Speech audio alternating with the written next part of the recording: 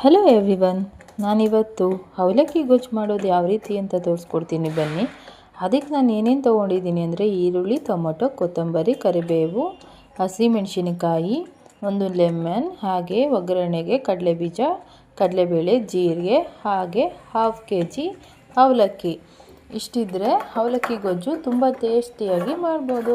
ಯಾವ ರೀತಿ ಮಾಡೋದು ಅಂತ ತೋರಿಸ್ಕೊಡ್ತೀನಿ ಬನ್ನಿ. ಹಾಗೆ ರುಚಿಗೆ ತಕ್ಕಷ್ಟು ಉಪ್ಪು ಮತ್ತು ಎಣ್ಣೆ ಸ್ವಲ್ಪ ಜಾಸ್ತಿ ಬೇಕಾಗತ್ತೆ. ಬನ್ನಿ ಯಾವ ರೀತಿ ಮಾಡೋದು ಅಂತ ತೋರಿಸ್ಕೊಡ್ತೀನಿ.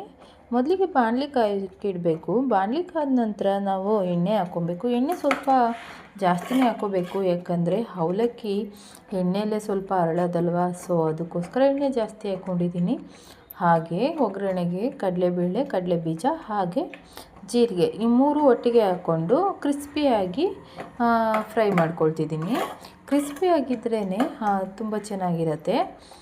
ಅದಕ್ಕೋಸ್ಕರ ನಾನು ಲೋ ಫ್ಲೇಮಲ್ಲಿ ಇಟ್ಕೊಂಡು ಚೆನ್ನಾಗಿ ಕ್ರಿಸ್ಪಿಯಾಗಿ ಬೇಯಿಸ್ಕೊಂಡಿದ್ದೀನಿ. ನಂತರ ಇದು ಹಸಿಮೆಣಸಿನ್ಕಾಯಿ ಹಾಗೆ ಕರಿಬೇವು ಸ್ವಲ್ಪ ಚಿಟಪಟ ಅಂತ ಆರತ್ತೆ, ನೋಡ್ಕೊಂಡು ಹಾಕೋಬೇಕು.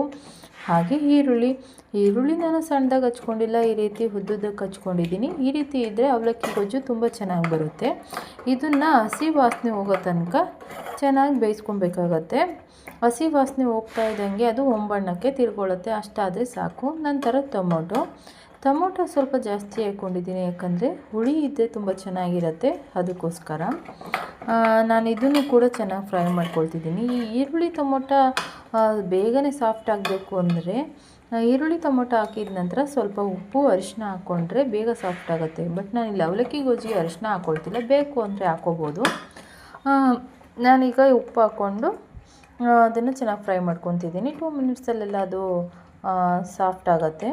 ನಂತರ ಕೊತ್ತಂಬರಿ ಈಗಲೇ ಹಾಕ್ಕೊಳ್ತಿದ್ದೀನಿ, ಕೊತ್ತಂಬರಿನೂ ಸ್ವಲ್ಪ ಸಾಫ್ಟ್ ಆಗಲಿ ಅಂತ. ಇದನ್ನು ಹಾಕ್ಕೊಂಡಾದ ನಂತರ ಇದನ್ನು ಚೆನ್ನಾಗಿ ಫ್ರೈ ಮಾಡ್ಕೊಬೇಕು. ಲಾಸ್ಟಲ್ಲಿ ಲೆಮನ್ನು ಕೂಡ ನಾನು ಅವಲಕ್ಕಿ ಹಾಕಿದ್ಮೇಲೆ ಹಾಕ್ಕೊಳ್ಳಲ್ಲ, ಈಗಲೇ ಹಾಕ್ಕೊಳ್ತೀನಿ. ಬೇಗನೆ ಆಗುತ್ತೆ, ಅದೇನು ಜಾಸ್ತಿ ಕುಕ್ ಮಾಡೋಕ್ಕಾಗಲ್ಲ, ಸೊ ಅದಕ್ಕೆ ಲೆಮನ್ ಈಗಲೇ ಆ್ಯಡ್ ಮಾಡ್ಕೊಳ್ತಿದ್ದೀನಿ. ಕುಕ್ ಮಾಡುವಾಗ ಲೆಮನ್ ಹಾಕೋಬಾರ್ದು ಅಂತಾರೆ. ನಾನಿದು ಒಂದು 2 ಮಿನಿಟ್ಸ್ ಅಲ್ವಾ, ಸೊ ಅದಕ್ಕೆ ಈಗಲೇ ಹಾಕ್ಕೊಳ್ತಿದ್ದೀನಿ. ಹುಳಿ ನಿಮ್ಗೆ ಯಾವ ಪ್ರಮಾಣದಲ್ಲಿ ಬೇಕೋ ಆ ಪ್ರಮಾಣದಲ್ಲಿ ಹಾಕ್ಕೋಬೋದು. ಇದಾದ ನಂತರ ಅವಲಕ್ಕಿ ಇರುತ್ತಲ್ಲ, ಅವಲಕ್ಕಿನೇ ನೆನೆಯೋಕ್ಕೆ ಹಾಕ್ಕೋಗ್ಬಿಡಿ. ನೆನೆ ಹಾಕ್ಬಿಟ್ರೆ ಏನಾಗುತ್ತೆ, ಫುಲ್ಲು ಸಾಫ್ಟ್ ಆಗಿಬಿಟ್ಟು ಅನ್ನದ ಥರ ಆಗಿಬಿಡುತ್ತೆ. ಸೊ 1-2 ವಾಶ್ ಮಾಡಿಕೊಂಡು ಅದರಲ್ಲಿರುವಂತಹ ಧೂಳೆಲ್ಲ ತೆಗೆದುಬಿಟ್ಟು ಬೇಗನೆ ನಾವು ಇಲ್ಲಿ ಏನು ಗೊಜ್ಜು ಮಾಡ್ಕೊಂಡಿದ್ದೀವಿ ಅದರೊಳಕ್ಕೆ ಮಿಕ್ಸ್ ಮಾಡ್ಕೊಬೇಕು. ನೆನೆ ಹಾಕಿದ್ರೆ ಏನಾಗುತ್ತೆ, ಅನ್ನದ ಥರ ಸಾಫ್ಟ್ ಆಗಿಬಿಟ್ಟು ತಿನ್ನೋಕ್ಕೆ ಚೆನ್ನಾಗಿರಲ್ಲ. ಸೊ 1-2 ವಾಶ್ ಬೇಗ ಮಾಡಿಕೊಂಡು ಇದನ್ನು ಇವಾಗ ಎಣ್ಣೆಯಲ್ಲಿ ನಾವೇನು